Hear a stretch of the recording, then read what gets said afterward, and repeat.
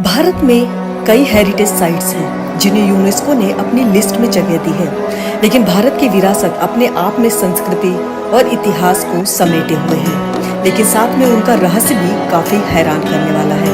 ऐसे रहस्य जिनके सामने विज्ञान भी नतमस्तक है। हमारे देश में रहस्यों से भरे ऐतिहासिक और सांस्कृतिक विरासतों की कोई कमी नहीं है। ऐसी ही एक सांस्कृतिक ऐतिहासिक धरोहर है दक्षिण भारत के आंध्र प्रदेश में, जिसके रहस्य को सुलझाने में ब्रिटिशर्स भी हार गए। आंध्र प्रदेश के अनंतपुर जिले में स्थापित लेपाक्षी मंदिर रहस्यों से भरा है। ये लेपाक्षी मंदिर 70 खंभों पर खड़ा है, लेकिन आपको जानकर हैरानी होगी कि मंदिर का एक खंभा जमीन को छूता नहीं, बल्कि हवा में झूलता रहता है। यही वजह है कि इस मंदिर को हैंगिंग टेम्पल के नाम से भी जाना जाता है। मीडिया रिपोर्ट्स के मुताबिक साल 1902 में एक ब्रिटिश इंजीनियर ने मंदिर के रहस्य को सुलझाने की तमाम कोशिशें की। इमारत का आधार किस खंभे पर है ये जांचने के लिए उस इंजीनियर ने हवा में झूलते खंभे पर हथौड़े से कई वार किए, लेकिन उससे तकरीबन 25 फीट दूर स्थित दूसरे खंभे पर दरारें आ गई, लेकिन इस खंभे को कुछ नहीं हुआ। इससे ये साफ हो गया कि मंदिर का सारा वजन इसी झूलते हुए खंभे पर है।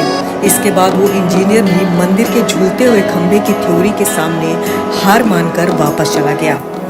इस मंदिर में इष्ट देव भगवान शिव के क्रूर रूप वीरभद्र हैं। वीरभद्र महाराज दक्ष के यज्ञ के बाद अस्तित्व में आए थे। इसके अलावा यहाँ भगवान शिव के अन्य रूप अर्धनारीश्वर, कंकाल मूर्ति, दक्षिण मूर्ति और त्रिपुरारकेश्वर भी मौजूद हैं। यहाँ विराजमान माता को भद्रकाली कहा जाता है। दुनिया के लिए पहली बना हुआ है 400 पुराना ये मंदिर हवा में झूलता इसका एक खंभा ब्रिटिश इंजीनियर भी नहीं समझ पाए अभी तक रहस्य। अनंतपुर जिले में स्थित ये मंदिर एक पहाड़ी की चोटी पर बना हुआ है, जिसे कूर्मा सैलम कहा जाता है।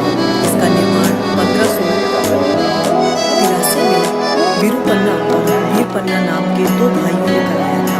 ये दोनों भाई विजयनगर नरेश के यहाँ काम करते थे।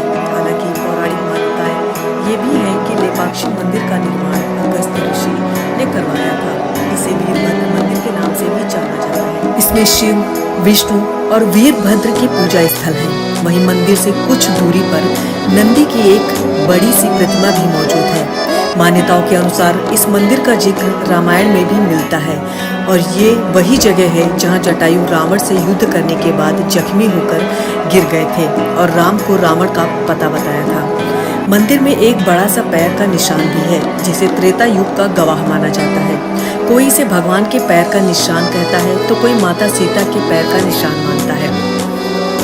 वहीं वैसे तो मंदिर विजयनगर शैली में बना है और पत्थर के 70 खंभों पर खड़ा है, पर हवा में झूलता एक खंभा मध्यकाल की इंजीनियरिंग के कमाल को दिखाता है। ये खंभा आर्किटेक्ट्स से लेकर यहाँ आने वाले सभी लोगों के लिए अजूबा बना हुआ है। इसे लेकर ये भी कहा जाता है कि ये अपनी मूल जगह से थोड़ा खिसका हुआ है, क्योंकि ब्रिटिश दौर में इंजीनियर्स ने इसके सपोर्ट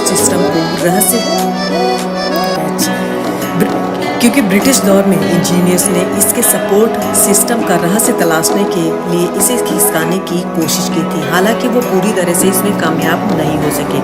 वहीं इसे लेकर धार्मिक मान्यता है कि इस खंभे के नीचे से कपड़ा निकालने से जीवन में सुख समृद्धि आती है। इसी वजह से यहाँ आने वाले श्रद्धालु खंभे के नीचे मौजूद खाली जगह से कपड़ा आर पार कराते हैं। इस मंदिर का संबंध रामायण काल से भी बताया जाता है। पौराणिक कथाओं के अनुसार जब रावण ने सीता का अपहरण कर लिया था और उसे अपने साथ लेकर जा रहा था, तभी उसका सामना जटायु से हुआ था।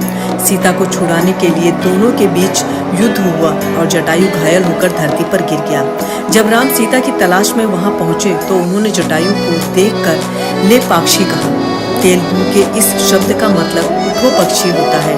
वहीं मंदिर में मौजूद पंजे के निशान को भी भगवान के पैर का निशान माना जाता है।